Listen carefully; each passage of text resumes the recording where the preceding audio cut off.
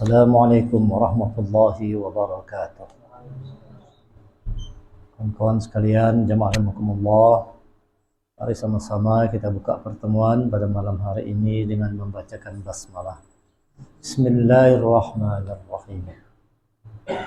Innal hamdalillah nahmaduhu wa nasta'inuhu wa nastaghfiruh wa na'udzu billahi min syururi anfusina wa min sayyiati a'malina. Man yahdihillahu fala mudilla lahu wa man yudlil fala hadiya lahu. Asyhadu an la ilaha illallah wa asyhadu anna Muhammadan 'abduhu wa rasuluh la nabiyya ba'da. Allahumma salli wa sallim ala Muhammad Rasulillah wa ala alihi wa sahbihi wa man tabi'ahu wa walahu ila yaumil qiyamah. Rabbi shrah li sadri wa yassir li amri wahlul 'uqdatam min lisani yafqahu qawli. Rabbi zidni ilma warzuqni fahma. Wa qala Allah ta'ala fil Qur'anil Karim, a'udzu billahi minasy syaithanir rajim. Ya ayyuhalladzina amanu taqullaha haqqa tuqatih wa la tamutunna illa wa antum muslimun. Wahai orang yang beriman, bertakwa kepada Allah dengan hak, dengan benar, dengan sesungguh-sungguhnya, dan janganlah kalian mati kecuali dalam keadaan sebagai orang yang berserah diri kepada Allah, sebagai seorang muslim.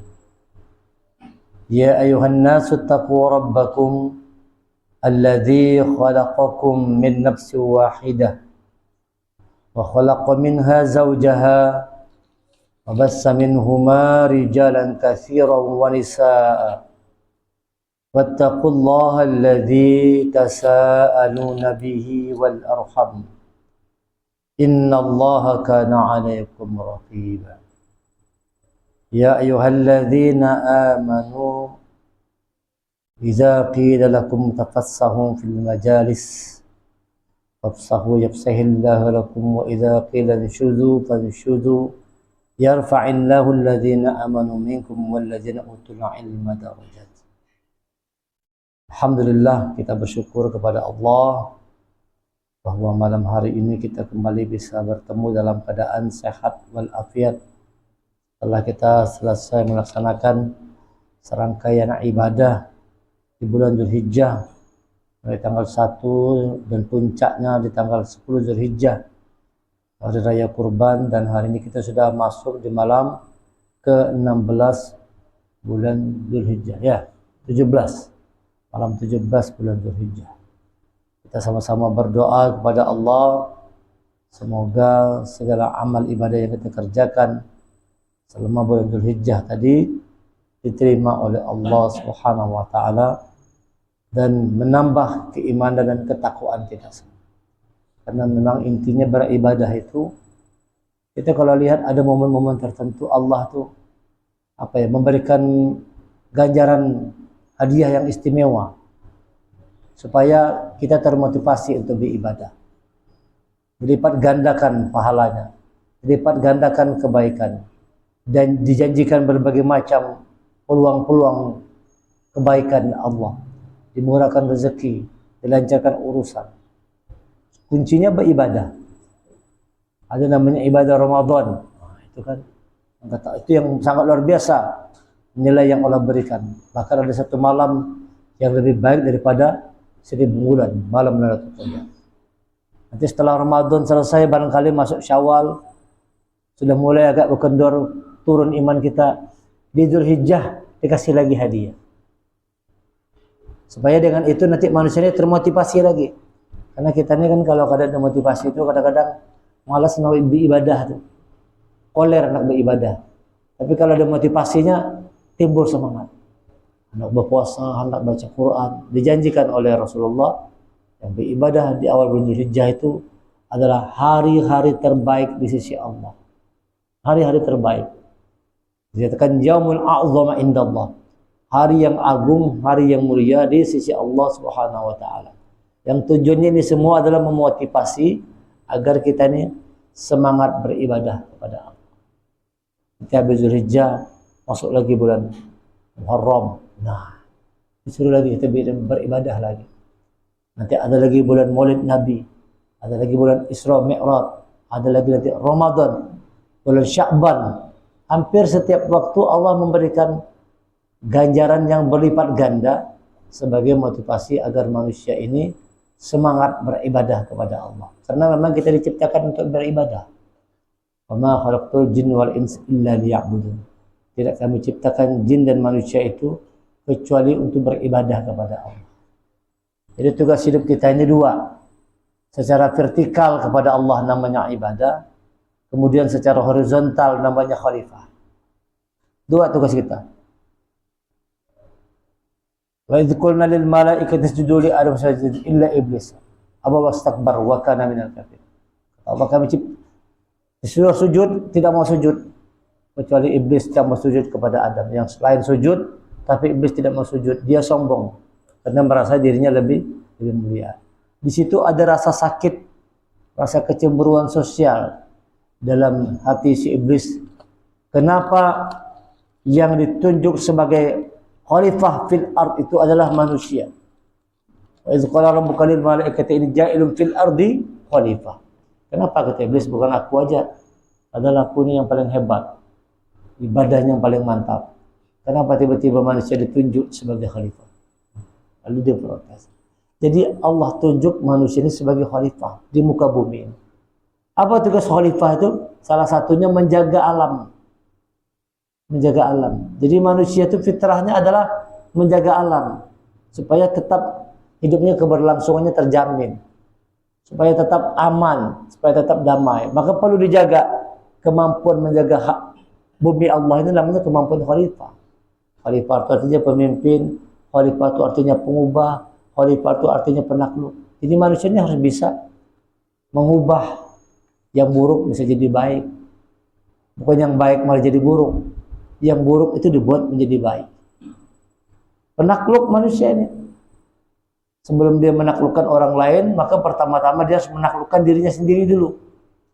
Karena tidak mungkin kita bisa menaklukkan orang lain kalau kita tidak mampu menaklukkan diri kita sendiri. Nah, proses untuk mampu menaklukkan diri itu dilatih dengan ibadah kurban. Jadi ibadah kurban itu adalah melatih agar kita bisa menaklukkan sakhara. Ada dalam surah Al-Hadd dikatakan, wa kadzalika sakhkharaha lakum, demikianlah telah kami tundukkan bagi kalian. Telah kami tundukkan bagi kalian hewan-hewan ternak. Nah, ini ada mengandung pesan bahwa manusia ini harus mampu menundukkan hewan ternak. Bukan sekedar sapi, kambing yang dipotong. Itu sebenarnya maknanya bagaimana kita bisa menundukkan hewan ternak dalam diri kita sendiri. Sifat-sifat hewan dalam diri kita. Itu harus bisa kita tundukkan. Dilatih dengan ibadah kurban, bagi-bagi daging. Itu sebenarnya simbol aja. Kita sedang menebarkan kasih sayang. Sedang menebarkan kasih sayang. Simbolnya bagi daging. Makna sesungguhnya kita tebarkan kasih sayang. Buat orang itu selamat. Sesuai dengan namanya Islam yang artinya selamat. Maka tidak boleh ada orang Islam itu yang sulit, susah. Maka pada hari itu adalah hari makan. Hari tanggal 10, 11, 12, 13 itu hari makan. Tadi hari Kamis itu jatuh tanggal 13. Itu kita tidak boleh berpuasa, itu haram hukumnya berpuasa. Kalau di hari lain kan sunnah puasa hari Kamis. Tapi hari itu tidak boleh puasa. Kita wajib makan hari itu. Karena disebut dengan hari makan. Berbagi, jangan sampai ada orang yang kelaparan. Itu adalah Islam. Selamat. Jadi kalau orang menjalankan Islam dengan sepenuh hati, maka kada ada orang yang celaka atau kada ada. Selamat. Hidup ini pasti berpasang-pasangan. Ada mungkin semua jadi orang sugih juga mungkin. Kalau semua jadi orang sugih, tidak berjalan kehidupan. Itu kada mengerti. Amun orang tu sugih seberataan, tidak jalan. Sistem hidup ini tidak jalan.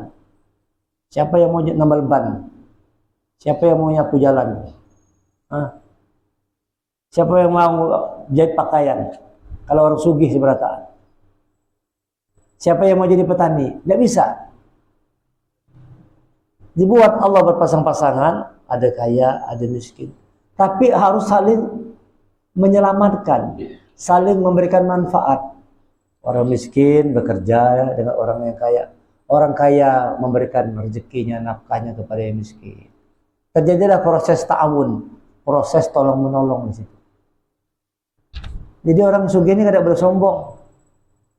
Kalau sombong, orang sugih sombong, coba siapa yang bekerja di rumahnya? Kita merasa aja misalnya tuh, kita di rumah biasanya ada pembantu. Liburannya jadi 2 hari. Wah, rumah kita kacau dah. Piring betul-betul tumpuk. Semua kada bersih-bersih. 2 hari aja libur. Mungkin karena kita di rumah repot, sibuk dua-duanya. Yang laki sibuk, istri sibuk, begawe dua-duanya. Pembantu di rumah yang bekerja. Liburnya 2 hari dia, kita kelimpungan kita.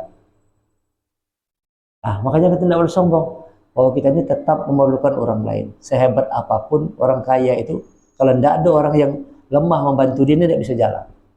Siapa yang mau jadi anak buah? Kalau buah seberataan, kan nggak ada. Jadi Allah buat pasang-pasangan. Tetapi bagaimana dengan itu tercipta keselamatan. Nah, Islam ini mengajarkan manusia untuk selamat. Seorang khalifah tadi itu memberikan keselamatan, jaminan keselamatan hidup di alam semesta ini.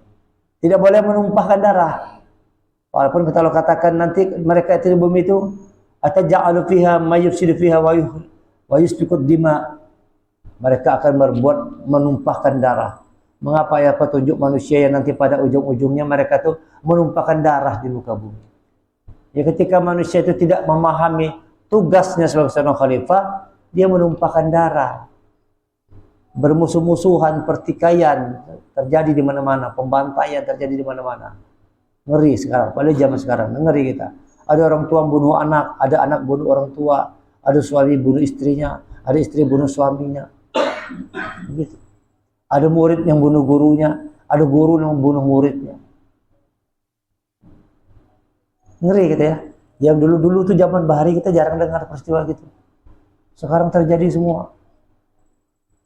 Tadi lihat di TV. Ada anak itu merasa ditelantarkan, dibunuhnya abahnya. Merasa waktu dia kecil itu tidak diurus oleh abahnya. Sudah lawas kada ketemu, boleh ke rumah. Bukannya melepas rindu, bertengkar. Malah bertengkar anak sama abahnya. Saking emosinya dibunuhnya abahnya. Ya. Karena manusia tidak memahami esensi tugas hidup yang sesungguhnya, begitu jadinya. Menumpahkan darah, bermusuh-musuhan. Terciptalah kerusuhan, pertikaian, dendam, kebencian, kedengkian di mana-mana. Padahal kita diajarkan untuk menebarkan keselamatan, menebarkan kasih sayang. Yang diminta oleh Allah dalam Quran itu di antara kita ini kasih sayang aja. Dan kasih sayang itu dimulai dari sukup yang terkecil namanya keluarga. Dalam keluarga itu harus tumbuh subur kasih sayang, bukan pertikaian, bukan permusuhan. Yang diminta oleh Allah kasih sayang aja. Dzalikal ladzi yubasyirullahu ibadahu alladziina amanu wa 'amilus shalihat. Qul la as'alukum 'alaihi ajran illal mawaddata fil qurba. Demikian kata Allah, kami gembirakan hati orang yang beriman dan beramal soleh. Allah menggembirakan orang yang beriman, beramal soleh. Yang kada beriman, yang kada beramal, itu kada gembira, itu kada bahagia. Itu pasti sudah. Siapa yang tidak beriman, siapa yang tidak beramal, hidupnya itu tidak bahagia. Cuma dibuat-buat supaya tampak bahagia. Kalau kita lihat tuh disaksikan orang-orang di misalnya di media gitu ya. Wah, mereka sugih-sugih pinanya. Pinanya bahagia banyak keluarga. Kata Allah tidak bahagia. Tidak bahagia. Yang Allah berikan kebahagiaan itu hanya orang yang beriman, beramal soleh. Demikian kata Allah, kami menggembirakan, membahagiakan orang yang beriman dan beramal soleh. Qul la as'alukum 'alaihi ajra. Katakan kepada orang beriman yang beramal tadi, kata Allah, aku tidak minta apapun atas seruanku ini. Katakan oleh Muhammad, aku tidak minta imbalan apapun atas seruanku. Illal mawaddah fil qurba. Kecuali kasih sayang dalam kekeluargaan. Surah 42 ayat 23. Asy-Syura. Jadi yang diminta Allah satu aja, kasih sayang. Nah, orang yang memahami tugasnya sebagai khalifah itu menebarkan kasih sayang. Itulah khalifah sejati, pemimpin sejati itu. Rahmat bagi yang lain. Islam ini kan rahmatan lil alamin. Agama yang menjadi rahmat bagi seluruh alam. Rasulullah adalah rahmatan lil alamin. Rahmat bagi seluruh alam. Rahmat. Coba ada nggak agama lain yang seperti Islam itu ajarannya? Walahidul kurban sibuk semua berbagi. Ya kalau Islam aja dia kayak itu. Coba agama lain ada yang kayak itu. Kan ada kalau potong hewan lagi dibagi-bagi semua. Yang makan bukan cuma orang miskin aja. Yang sugih pun dapat. Yang berkorban kan dapat bagian tuh. Karena hari itu adalah hari berbagi. Hari makan, hari berkasih sayang. Setahun sekali simbolnya, tapi bagusnya itu apa namanya? Menebarkan kasih sayang itu bukan setahun sekali, setiap hari. Tebarkan kasih sayang. Sesuai dengan nama agama kita Islam yang artinya selamat, buat orang itu selamat. Jangan kita menzalimi orang lain. Orang lapar para kita buat hilang laparnya, kasih makan. Orang punya masalah dekat kita bantu menyelesaikan masalah. Nah ini Islam, ini ajaran Islam itu indah. Jadi kalau orang betul-betul menjalankan Islam itu dengan kafah, maka Islam ini akan memberikan jaminan kesejahteraan, damai. Jadi Islam itu artinya bisa, pertama artinya bersih Islam. Islam itu artinya bersih, suci, mulia. Itu arti Islam. Yauma la yanfa'u malu wala banun illa man atallah biqalbin salim. Hari di mana tidak berguna harta dan anak kecuali orang yang datang kepada Allah biqalbin salim, hatinya salim, bersih. Jadi Islam ini adalah agama yang membersihkan. Membersihkan hati manusia. Kapan dikatakan dia bersih? Kalau tidak ada kemusyrikan. Makanya begitu orang masuk Islam itu dia kembali fitrah, ya kan? Ada dosanya lagi dia. Begitu orang kafir itu masuk Islam bersahadah, dia muslim, saat itu dia bersih, suci. Tidak ada dosa. Tidak ada dosa. Kenapa? Sudah masuk dalam hatinya kalimatullah. Kalimat syahadah sudah masuk dalam hatinya. Asyhadu an la ilaha illallah. Tadi kan ada Allah dalam hatinya. Musyrik dia. Sekarang sudah masuk nama Allah dalam hatinya. Dia kembali menjadi Islam. Bersih. Jadi seorang pemimpin, seorang khalifah itu tugas utamanya bagaimana dia mampu menjaga, merawat dirinya sendiri dulu. Melindungi dirinya sendiri. Menaklukkan dirinya sendiri. Mengubah dirinya. Apa yang buruk dalam diri kita diubah dengan baik. Maka seluruh rentetan ibadah itu dalam rangka untuk memperbaiki diri. Kita bersyahadah terus supaya kita terus ingat sama Allah. Kontrol, sholat itu kontrol. Setiap hari kita terus mengucapkan asyhadu an la ilaha illallah wa asyhadu anna muhammadar rasul. Memurnikan hati kita, membersihkan hati kita bahwa iman kepada Allah tidak boleh bergeser. Sehari 5 kali itu kita dalam sholat menyebutkan terus. Setiap kita tahiyat itu, tahiyat awal, tahiyat akhir kita ucapkan asyhadu an la ilaha illallah wa asyhadu anna muhammadar rasulullah. Salat, untuk apa kita salat? Supaya terjalin hubungan yang harmonis dengan Allah. Supaya tetap hati kita ini kuat, sinyal kepada Allah itu kuat. Puasa, zakat, haji, semua rentetan agama itu, ajaran Islam itu, ibadah itu dalam rangka untuk pemurnian jiwa kita agar manusia ini kembali kepada fitrahnya, Islam, selamat, sejahtera, damai, bersih. Tidak boleh ada kemusyrikan. Nah, seorang khalifah itu dia harus mampu seperti itu. Tugas utama manusia begitu dia. Khalifah dan kedua Abdullah. Kepada Allah Abdullah beribadah.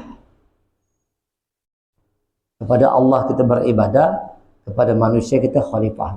Abdullah dan khalifatullah. Dua tugas utama manusia ini. Abdullah dan khalifatullah. Untuk mampu menjalankan kedua tugas ini, bagaimana menjadi Abdullah yang benar, bagaimana menjadi sebagai seorang khalifah yang benar, Allah turunkan petunjuknya Al-Quran.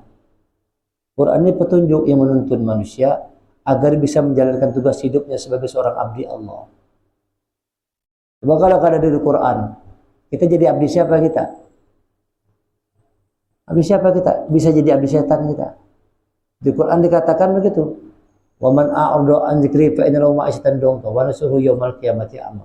Orang yang berpaling dari ajaran Allah itu matanya buta. Matanya buta. Artinya gelap, tidak ada petunjuk, nyasar kemana-mana. Dan dalam ayat yang dikatakan siapa yang berpaling dari Al-Quran itu kami jadikan syaitan lahu qarin, syaitan sebagai teman qaribnya. Kami jadikan syaitan. Jadi dia bukan menjadi abdi Allah, bisa menjadi abdi syaitan, bisa menjadi budak dunia dan sebagainya. Maka Allah turunkan petunjuknya Al-Quran agar manusia tetap berada di rel yang benar sebagai seorang Abdullah yang tugas utamanya beribadah. Beribadah. Bagaimana kita melakukan aktivitas, semuanya itu dikategorikan sebagai ibadah. Walaupun kita kerja, walaupun cari nafkah, walaupun kita cari uang dan sebagainya, tetap bernilai ibadah. Selama atas dasar iman kita kepada Allah, menjalankan sesuai dengan syariat Islam, semua jadi ibadah. Itu Islam tuh ajarannya begitu. Agama lain kan ada. Begawi-begawi aja, ada hitungnya ibadah. Kalau bawa ibadah, masuk ke tempat ibadahnya barunya beribadah. Yang lain gak ada. Yang lain gak ada ibadah. Kalau Islam beda, semuanya bisa menjadi ibadah apabila kita bekerja atas dasar iman. Apabila kita bekerja sesuai dengan apa yang telah disyariatkan oleh Allah dan Rasul, maka semua bernilai ibadah. Jadi tugas Abdullah ini, kalau kita tidak buka Quran ini, tidak ngerti kita apa tugas seorang Abdullah. Apa tugas utamanya? Beribadah kepada Allah. Yang kedua, sebagai khalifatullah. Apa tugas khalifatullah tadi? Menjaga bumi ini agar hidup tetap berlangsung. Jadi khalifah itu tugasnya menjaga, memperbaiki, bukan merusak-rusak. Kalau bumi ini dirusak semua, habis dijadikan tambang semua, tenggelam bumi. Kalau tenggelam bumi ini, amun ditambang orang seberataan, digali orang seberataan, tenggelam. Maka Quran itu mengatakan boleh kita memanfaatkan isi bumi, tapi jangan dengan merusaknya. Jangan merusaknya. Habis digali, direhabilitasi lagi, ditutup lagi, dibaguskan kembali. Nah, cuma kadang-kadang kayak itu. Kalau sudah habis orang menambang tuh, dibiarkannya lubang-lubang menganga. Nah, itu yang menjadi banjir akhirnya. Jadi banjir. Kadang merusak-rusak. Padahal fitrah Islam itu tidak boleh merusak. Islam tidak merusak. Nah, kebanyakan orang itu justru merusak-rusak. Karena tidak memahami tugas hidupnya sebagai seorang khalifatullah. Yaitu menjaga kelestarian bumi. Di dalam surah Yunus ayat 90. Dan bacakan ayat.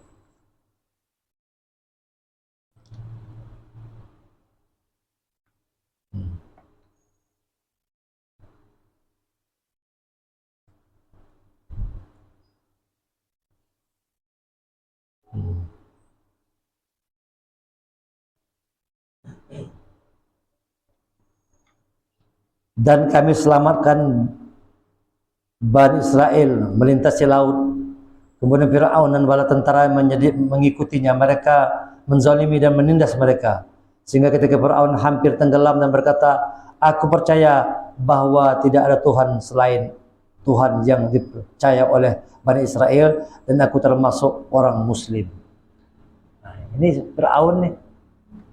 Dia baru mengaku Tuhan itu dikatakan, aku percaya bahwa tidak ada Tuhan melainkan Tuhan yang dipercayai oleh Bani Israel. Setelah anak matinya baru percaya. Dan aku termasuk orang Islam. Ini baru mengaku Islam tapi anak mati sudah. Nah, ini contohnya Fir'aun nih. Orang tidak paham tugas kekhalifahan, merusak terus di bumi. Rasa kesadaran itu baru hadir sudah anak mati sudah. Begitu sudah anak mati, anak tenggelam sudah roh itu sudah sampai di tenggorokan sini, nah anak keluar, anak lepas sudah, baru dia katakan, aku percaya dengan Tuhan yang disembah Israel dan aku termasuk orang Islam. Tadinya karena mengaku, malah dia mengatakan dirinya Tuhan. Karena tidak memahami tugas hidup sebagai khalifah, Fir'aun walaupun dia pemimpin, tapi kerjanya menghancurkan, merusak-rusak. Nah, ini bedanya Fir'aun dengan Rasulullah. Rasulullah paham tugas khalifah, dia jaga, dia pimpin, dia taklukkan dirinya dan dia bisa menaklukkan dunia. Dunia yang ditaklukkannya, bukan dia ditaklukkan oleh dunia, tapi dunia yang dia yang mampu menaklukkan dunia. Ini Rasulullah. Contoh perbedaannya. Nah, kita jangan sampai penyesalan itu datang terlambat sebagaimana Fir'aun ini. Sudah hendak mati baru sadar. Sudah hendak mati baru sadar. Allah telah memberi contoh manusia-manusia yang tidak menjalankan tugas hidupnya sebagai seorang khalifah. Bagaimana lagi Qarun? Nah, Qarun juga demikian.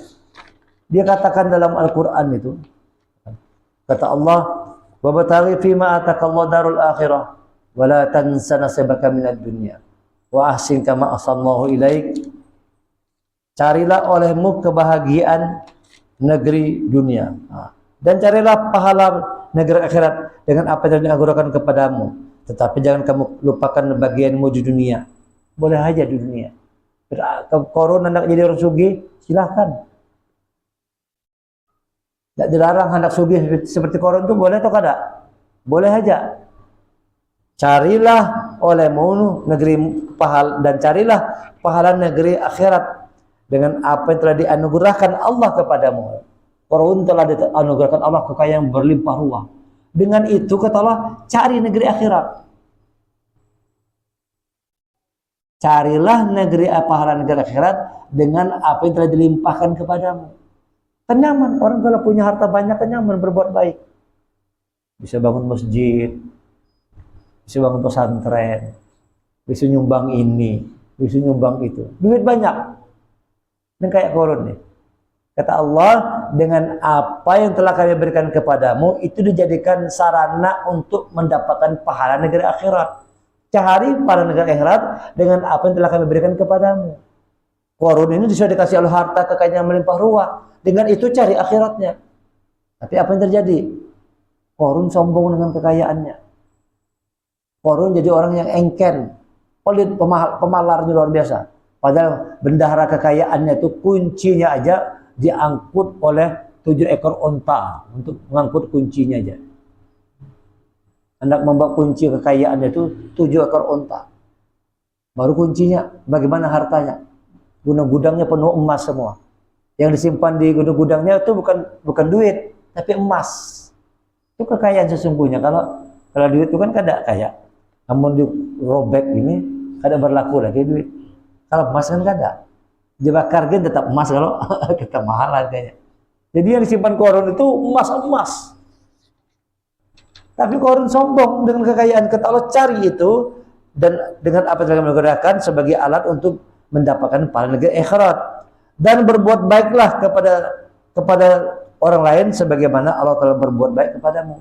Qarun, kalau kamu sudah dikasih kekayaan, coba Allah telah memberikan kepadamu banyak kebaikan, harta berlimpah ruah. Berbuat baik dengan sama orang lain. Kasih orang lain juga rezeki. Sebagaimana aku telah berikan rezeki kepadamu, beri orang lain rezeki lewat tanganmu. Ini perintah Allah dalam Quran nih. Surah Al-Qasas ayat 77-78. Supaya Qarun itu menjalankan perintah Allah. Dengan kekayaan itu, beri orang lain. Berbuat baik kepada orang lain. Sebagaimana aku berbuat baik kepadamu. Dan janganlah kamu berbuat kerusakan di bumi. Sungguh Allah tidak menyukai orang-orang yang berbuat rusak. Rata-rata sudah orang sugih nih, banyak yang berbuat rusak. Ini bahayanya. Amun sudah orang sugih, rata-rata berbuat rusak. Tadi pengalaman hidup manusia sejarah yang berbuat rusak tuh orang yang pangkatnya tinggi, orang yang duitnya banyak. Yang pangkatnya tinggi siapa? Fir'aun. Orang yang hartanya banyak, Qarun. Ini namanya. Disuruh Allah berbuat baik. Bagi dapat harta banyak itu berbagi sama yang lain. Jangan engken, jangan pemalar. Tadi kita dilatih berkorban. Berkorban, jangan engken. Kalau cukup uang untuk berkorban, sembelih seekor kambing. Jangan engken, duit ada bisa berkorban, cuma kada mau berkorban. Engken, dan Rasulullah mengancam tuh kan. Wa man kana lahu sa'a fala yadha fala taqrabanna musallana. Siapa orang yang dikasih Allah kemampuan keluasan rezeki, dia tidak mau berkorban, jangan dekati tempat salat kami. Kata nguri Rasul ajam Rasulullah. Sama biar Korun itu sudah diingatkan oleh Allah. Hai Korun, bahasanya begitu, engkau telah diberikan rezeki yang banyak, harta berlimpah ruah, dengan itu berbuat baik kepada orang lain sebagaimana Allah berbuat baik kepadamu. Apa jawab si Korun? Qala innama ututihi ala ilm indi. Dia Korun berkata, sesungguhnya aku ini diberi harta itu semata-mata karena ilmu yang ada padaku.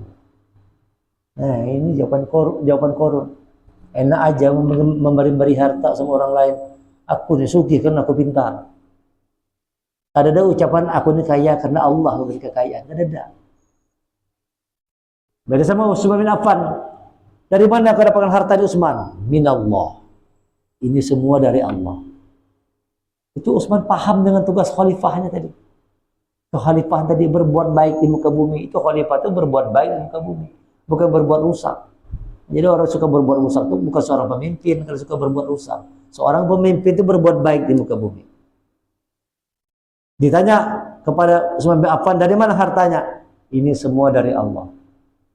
Nah, ketika Korun diingatkan oleh Allah, apa jawab Korun?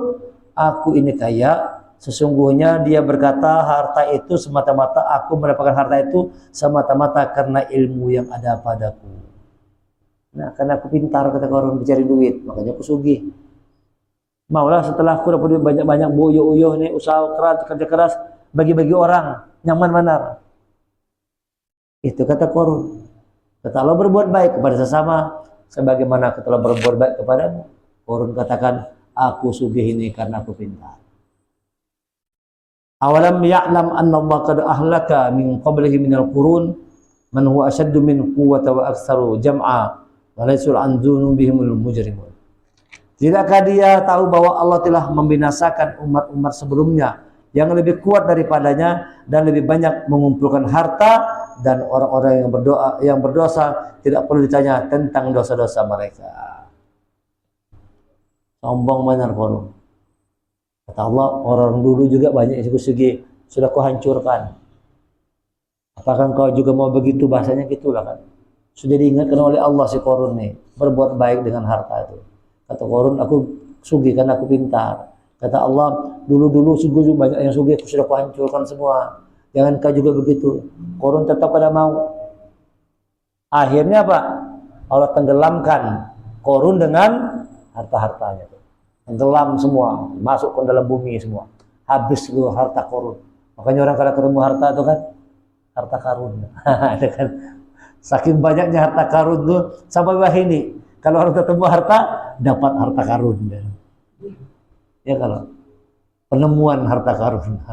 Itu kisahnya gitu. Karena Korun itu sombong dengan hartanya, lalu ditenggelamkan Allah dengan harta-hartanya. Apa sebabnya? Diberi Allah kenikmatan, diberi Allah rezeki berlimpah ruah, tapi tidak membawa dia dekat kepada Allah, justru menjadikan dia sombong. Lalu dia berbuat rusak di muka bumi. Allah katakan, wala fasada fil ardh, jangan berbuat rusak di muka bumi. Seorang khalifah, seorang pemimpin tidak boleh berbuat rusak. Kenapa berbuat rusak? Kenapa seorang hamba Allah berbuat rusak?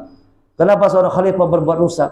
Karena tidak tidak mempelajari pedoman hidupnya. Pedoman hidupnya tidak dipelajari. Quran sebagai pedoman hidup itu tidak dipelajari.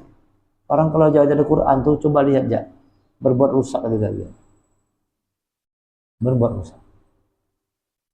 Kalau orang jauh dari petunjuk Allah itu rusak hidup. Allah turunkan Quran ini untuk membimbing manusia agar bisa menjalankan fungsi utama hidupnya, beribadah kepada Allah secara vertikal, dia menjadi Abdullah, beribadah kepada Allah secara horizontal, dia menjaga hubungan yang harmonis antar sesama manusia. Itulah seorang khalifah, menjaga hubungan yang harmonis antar sesama manusia, dan hubungan itu, hubungan kepada Allah dan hubungan kepada manusia ini dilatih lewat ibadah kurban di bulan haji. Ada ulama mengatakan hanya di bulan haji itu saja terkumpul seluruh ibadah secara sempurna. Jadi seluruh ibadah, seluruh rukun Islam itu terkumpul secara sempurna di bulan haji. Di bulan-bulan yang lain kan ada. Bulan Ramadan kan ada, hajinya kan ada.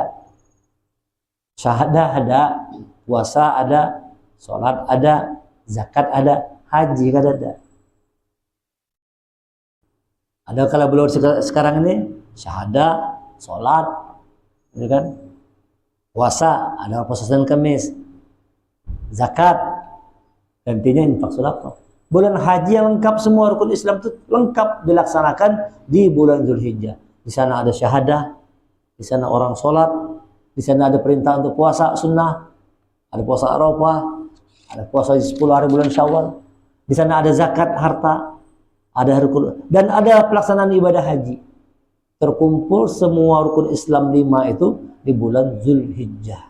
Maka dia dikatakan sebagai bulan yang mulia. Bulan yang mulia. Terkumpul semua ibadah. Dan ibadah itu dikerjakan agar dengan ibadah kurban tadi itu, kata-kata kurban itu ya, kata-katanya berasal dari kata-kata koroba, yang artinya juga dekat. Qorib artinya dekat. Jadi kurban itu adalah ibadah untuk mendekatkan manusia kepada Allah. Ibadah kurban namanya kurban. Qorib juga artinya dekat.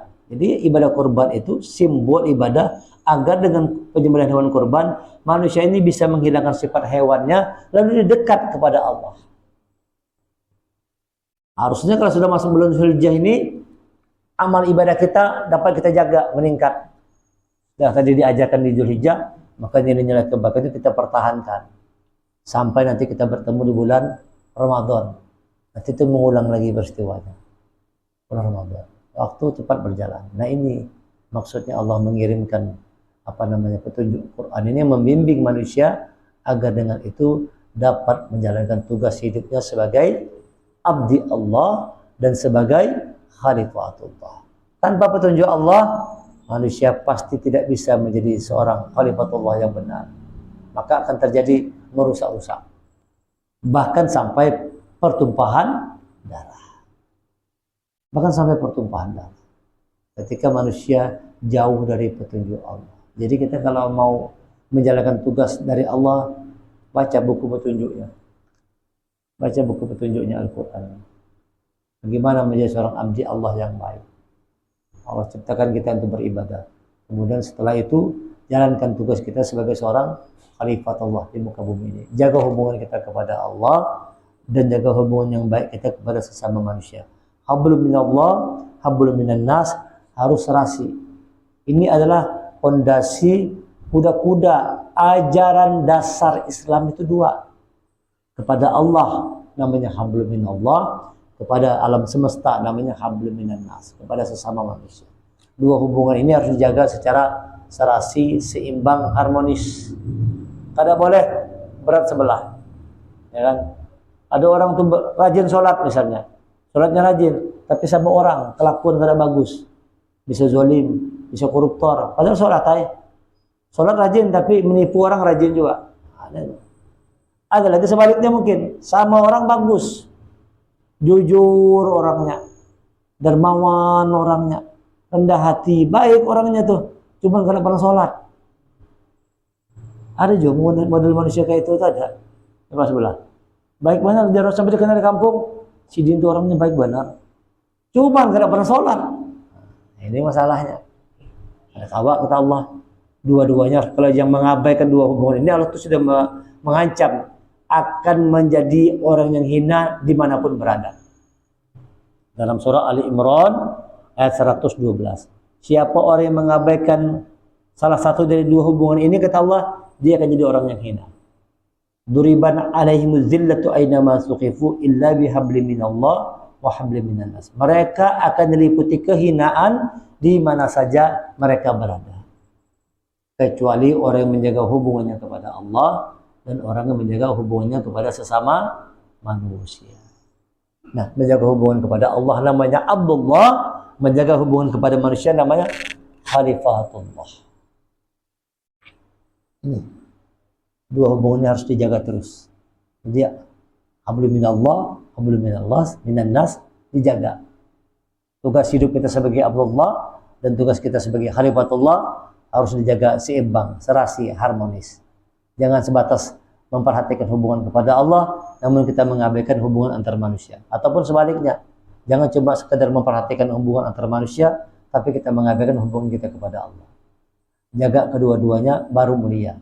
Yang mengabaikan salah satunya, apalagi mengabaikan kedua-duanya, kata Allah akan menjadi orang yang hina. Mudah-mudahan kita bisa menjalankan tugas hidup kita yang telah Allah berikan, karena waktu berjalan terus, waktu hidup semakin singkat. Jadikan hidup kita ini kita isi dengan kebaikan. Jalankan tugas hidup kita baik sebagai Abdullah ataupun sebagai Khalifatullah dengan cara terus-menerus mempelajari kitabullah, Al-Quran, dan menjalankan sunnah-sunnah Rasulullah. Kalau ini kita lakukan, insya Allah kita senantiasa dalam bimbingan Allah Subhanahu wa ta'ala. Subhanakallahumma hamdika asyhadu an la ilaha illa anta astaghfiruka wa atubu ilaik. Assalamualaikum warahmatullahi wabarakatuh.